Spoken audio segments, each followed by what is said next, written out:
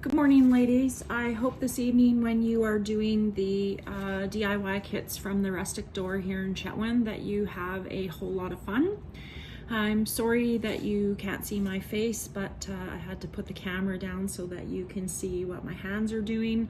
And I'm still pretty new to the whole video, you know, being able to transition from my face down to my hands with my little tripod. So my apologies. I'm going to show you a quick example of what it's like to work with laser cut items, and then I have a few of your projects sitting out here. I'm just going to go over them really quick, but basically it's the same for all laser cut items. The majority of my stuff has a template for the top, and it also has 3M adhesive on the back, so you don't have to worry about gluing all of those teeny tiny little parts. However, tonight I do hope that you have some wood glue, some painter's tape, and a few extra little things to make your night even more fun. Sorry I couldn't be there with all of you, and hi Chelsea. But anyways, we're gonna get going. So I'm just doing a little piece out of one of my tiered tray kits just to give you an idea how easy it is with the laser stuff. So I've already painted one coat on my background, but no matter what project you are doing, you always want to start off with doing your backgrounds and then set them off to the side to dry. So for this one, it's a little Sitka tree that I've cut for one of my kits, and this is the background piece. So with a little sponge brush, which is included in the little package that you should each have with your project, I'm just painting my little board, and you're always only just aiming to hit the top side of the board and leave those pretty burnt edges out. However, if you don't like the laser cut edges, you are welcome to paint them. I always just leave them as is. So background painted, I can see a few little streaks there. Just touch those up. You can always use the sandpaper in between to get a really nice smooth look, but it's not necessary. And set off to dry. Then your laser piece always comes with the painter's tape stuck to the front, and you can see the 3M tape on the back. So the easiest way is to take this tape off, and then I always apply it to the back to hold the pattern in while I'm painting. So just like that. Okay, and I'm doing this tree in what's called Fusion Mineral Paints Bayberry.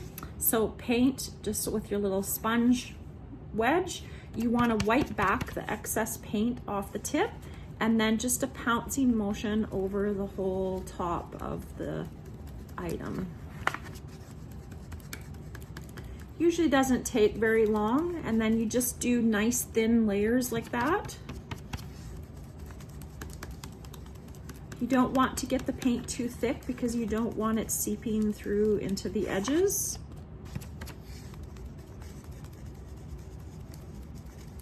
But just for, to make the video a little bit quicker, I'm only going to do one coat. So once you have it done inside there, then you just pop this little piece out, because if you did get any paint on the little edge, you don't want it to stick to your template. And then just set that off to dry for a few seconds. And then while that's drying, I'm gonna talk about some of the projects that you guys have. So the skater door hanger. So there's a couple different ways that you can do this one, but again, start off by painting your background, set that off to dry. And then I have the skater thing either set out in a template like this, or sometimes when they pop out, I just put the pieces in a little bag. So you've got your skates, you've got the words "Let It Snow," and then you've got your half circle here. So a couple different ways. Again, take the paint tape off, put it to the back, paint all your pieces, pop them out, set them aside to dry. So there's two ways with this one. You can pop these pieces out and not use them at all, and just put the half circle, and you would just peel off the 3M and attach it to the bottom, put your skates you know, your Let It Snow. I'll send in some sample pictures of the ones that I've completed, or you can just put the pop-out pieces at the bottom, or you can put both. So there's lots of different variations to this project, but any way is the right way. There is no wrong way to really put these together and make it look the way that you want. The gnomes, they were quite the challenge as I was cutting all day long on my laser with these. So 4 of you have the wrong gnome back sealed inside your package. So I put 4 new gnome backings with the correct bottom. You'll notice that the little feet in the package are off. The cut is down here in the wrong spot. So you've each got a replacement guide. So this is your background. You would paint that one first, and then you would paint all your complementary pieces. So all of those are separate. So see, he's got his little present, and it layers so it gives it that 3D effect. Now, normally I include a stencil for the dots, but I actually laser cut, you guys, your dots this time because it just added another 3D layer, which I thought really added to how cute this little project is. This one has pretty detailed instructions, which are actually in your packages, so it should be straightforward, I hope. You've got lots of little moving pieces, again, all with that 3M adhesive on the back. And then your stand, it comes in 2 pieces like this. You're going to paint them, and then you're going to glue them together so that they look like this when they're finished. However, this little piece here, when you're fitting it in, sometimes is a little bit loose. If that's the case, like this one where it has some movement, just put a bead of wood glue across the bottom and then set him in there, and he'll stand nice and straight, okay? The pumpkin project I don't have in front of me because it's the Christmas and winter season, so I have put it away, but it virtually follows that exact same thing. Use those cutout pieces as your template, and then just follow along with the picture. So it's very straightforward, and sorry, I'm sort of fumbling over my words.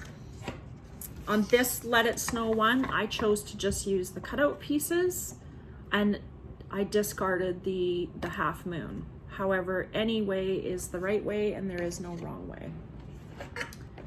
Coffee bar sign. So this one is one of my favorites, so excellent choice.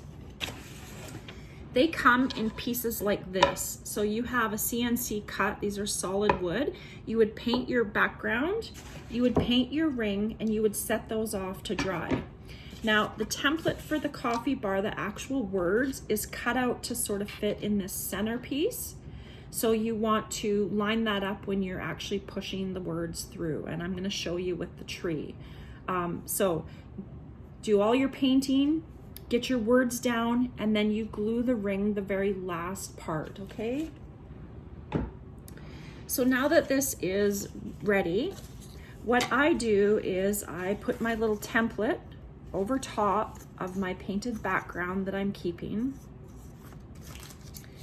I take a little bit of painter's tape to hold that template in the correct spot so it's lined up really perfect. Okay, so just like that. And then I take that 3M adhesive, pardon me, off the back. And I just have some picking tools, but the sharp edge of scissors, your fingernails, any of that will work. And you just peel off this adhesive. If you find that the adhesive is coming up with as you're peeling the backing off, just lay your little piece of wood flat and rub the back, and it should rub it down. A lot of these little pieces you do have to be gentle with because they are thin cut wood, and they will break easy. So just keep that in mind as you're going along.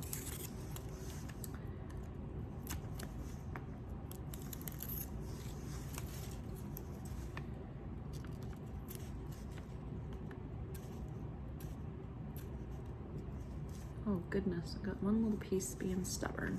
Okay, so now it's all off.